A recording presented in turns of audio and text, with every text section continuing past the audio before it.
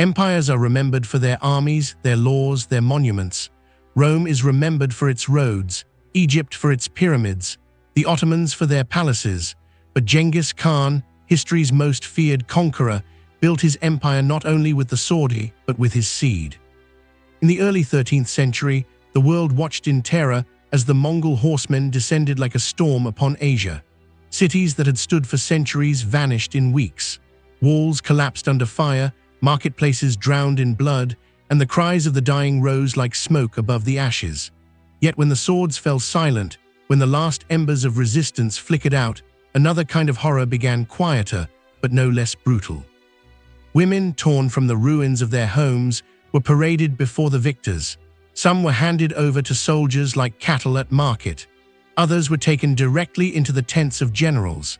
And the most beautiful, the most noble, the daughters of kings and governors, were sent to Genghis himself. This was not chaos. This was not lust running wild. This was deliberate. Sexual violence, weaponized as strategy, became the hidden spear of Mongol conquest. It was not enough to kill an enemy, their bloodline had to be rewritten. So we must ask, was the greatest empire in history also the greatest machine of sexual domination?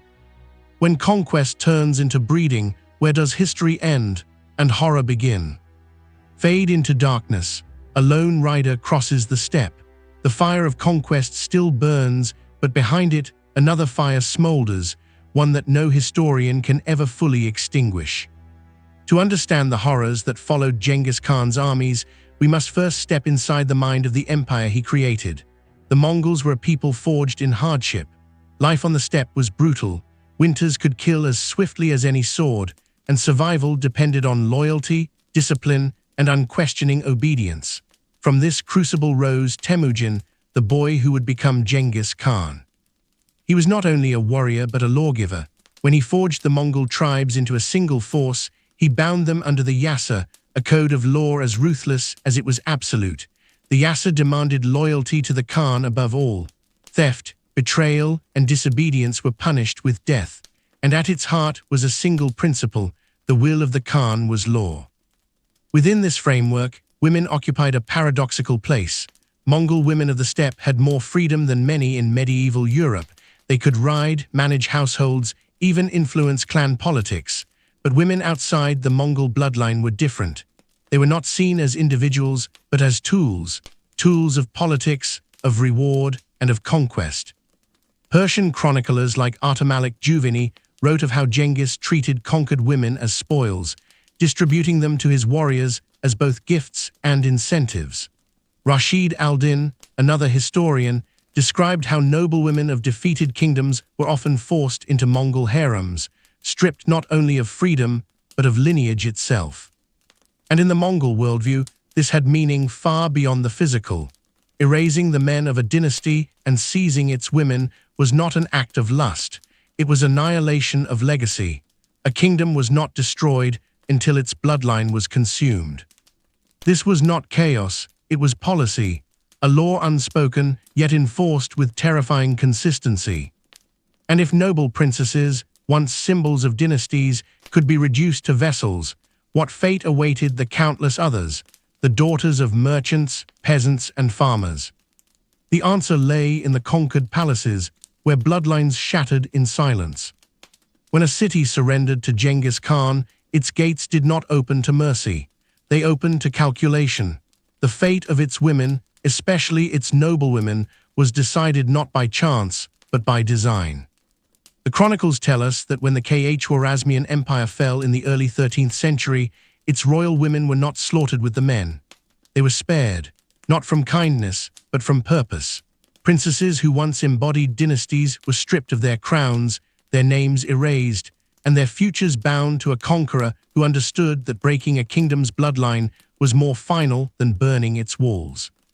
Consider the Khwarazmian princesses paraded before the Mongol court. Some were forced into concubinage. Others became wives in name only, their children destined to carry Mongol blood rather than their fathers. The humiliation was absolute, the symbols of sovereignty transformed into wombs of assimilation. Persian sources speak of governors' daughters, once revered as political pawns in marriage alliances, absorbed into Genghis Khan's household. For them, survival meant compliance, yet every child they bore was a living reminder that their dynasty was gone, replaced by the lineage of their conqueror. The same fate awaited Tangut princesses of Western China, whose people resisted Mongol demands.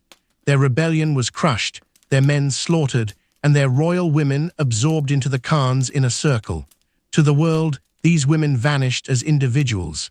They became trophies, proof not of love or union, but of victory. The symbolism was devastating. By taking the daughters of kings and governors, Genghis Khan didn't just conquer lands, he conquered bloodlines. He ensured that no rival dynasty could rise again because its seed had been replaced. His tent was not just a throne room, it was a breeding ground for empire.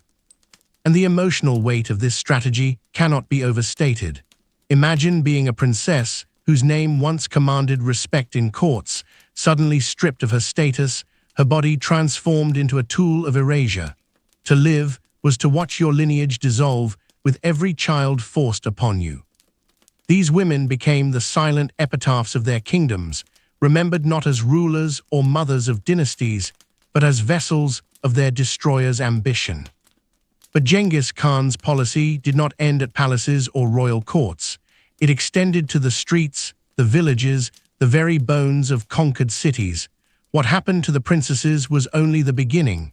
For the common women, the countless nameless souls, it was far worse. And in the smoking ruins of fallen cities, the true machinery of conquest began to reveal itself. When Mongol armies descended on a city, the destruction was swift, brutal, and total. The men, soldiers, elders, even boys barely old enough to lift a blade, were slaughtered without hesitation. Fire consumed homes, marketplaces collapsed into ash, and rivers ran dark with blood. Yet when the killing was done, another terror awaited those who survived. The women. Chroniclers tell us that in city after city, Nishapur and Samarkand, the aftermath of conquest followed a grimly familiar script. Once the defenders lay dead, the survivors were rounded up. The women, young and old, were divided as though they were cattle at auction. Some went directly to the soldiers, rewarded for loyalty and ferocity. Others were marched before the commanders, distributed as prizes of rank. And the most beautiful, the most noble, was sent to the great Khan himself. This was not mere pillage. It was organized, deliberate. In some accounts, women were divided under quotas, each regiment given its share. Rape, in the Mongol war machine, was not an accident of war, it was a policy of war. To the conquered, the violation was more than physical, it was spiritual annihilation. A city could rebuild its walls, its people could reclaim their markets, but how could they erase the memory of mothers, sisters, and daughters being violated before their eyes? Sexual violence became a weapon of psychological warfare, a terror so profound that word of it often traveled faster than the Mongol armies themselves. Cities surrendered at the mere rumor of what awaited them should they resist. The symbolism was unmistakable. Conquest did not end when the fires burned out. It continued in the bodies of women, their dignity shattered, their wombs conscripted into the empire's service. For the Mongols, a conquered city was not only a territory subdued, it was a population broken, humiliated, and remade. Imagine standing in the smoldering ruins of your city, the air still heavy with smoke, your family slaughtered, and your daughters dragged away into tents of strangers.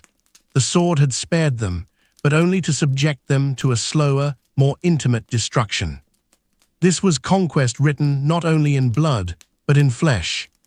Yet even this was not enough for Genghis Khan.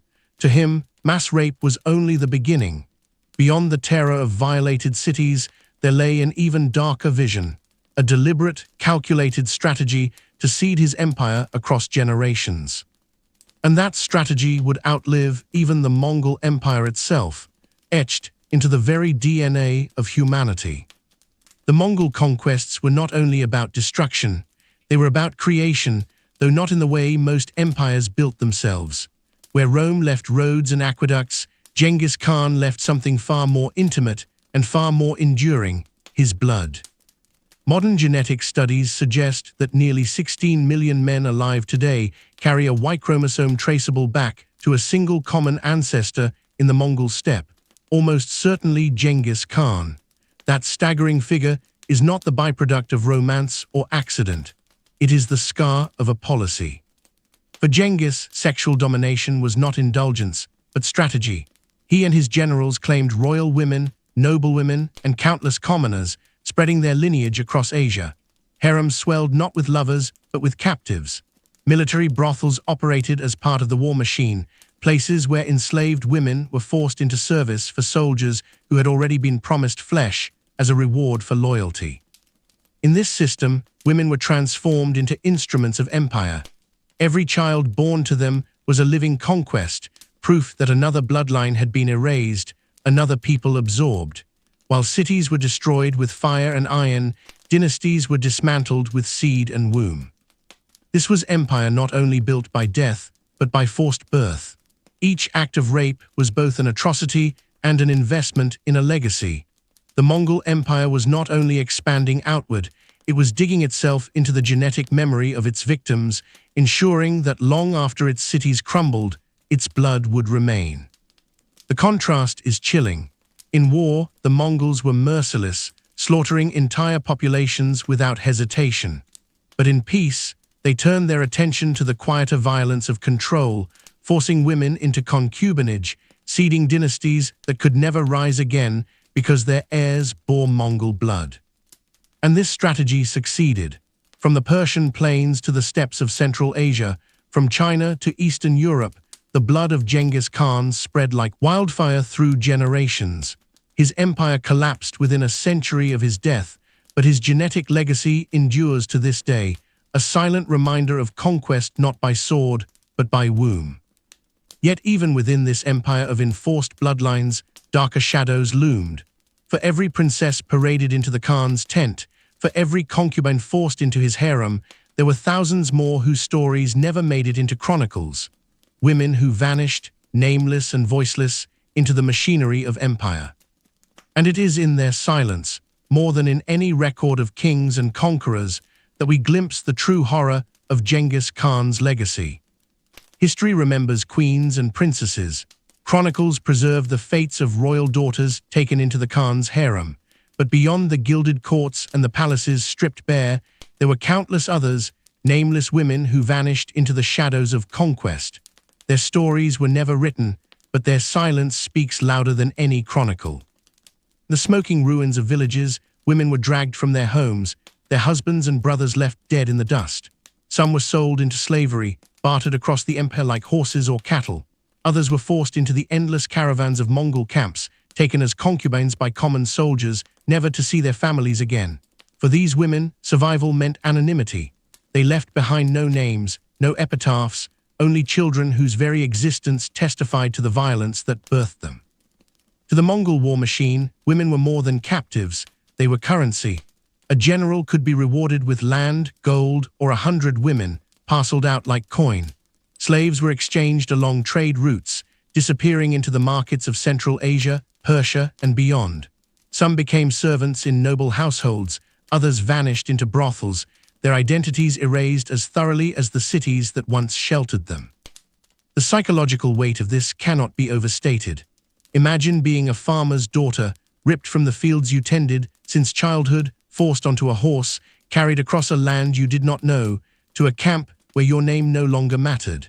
Imagine watching every landmark of your life burn behind you, while the only future ahead was silence. These women became the invisible foundation of empire. Their suffering was not celebrated in Mongol epics, nor remembered in stone monuments. Yet it was their bodies that bore the weight of conquest, their voices that were silenced to keep the empire's roar loud. And survival itself was a cruel irony. Many lived long enough to carry children who would never know their mother's homeland, who would grow up speaking the tongue of their captors. To endure was not to escape. It was to be transformed into something unrecognizable, a vessel of survival that erased the self. This is the truest horror of Genghis Khan's conquests, not only the fire that consumed cities, but the silence that consumed lives. The princesses had their names recorded, if only as footnotes, but the countless nameless women, their stories were swallowed whole by the empire, leaving only echoes in the bloodlines of today. And so the empire endured, but whose voices were never heard, whose names were never spoken. Perhaps the greatest tragedy of Genghis Khan's legacy is not what we remember, but what we were forced to forget. Genghis Khan is remembered as a military genius, a unifier of tribes, a man who carved the largest contiguous empire the world has ever seen. His name is spoken with awe, with fear, with reverence. But beneath the myths of strategy and strength lies a darker truth, one that history rarely dares to confront. His empire was not built only on war, but on the bodies of women. Every conquest carried two faces, one of fire and steel and another of silence and womb.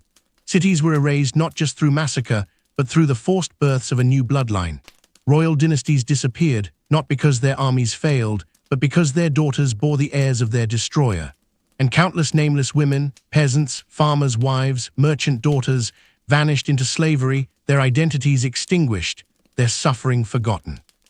Today, millions carry the genetic legacy of Genghis Khan, but what of the women who bore that burden? Their names are lost, their voices silenced, their pain erased by the triumph of empire. If history is written by the victors, then whose words speak for the women whose bodies became the parchment?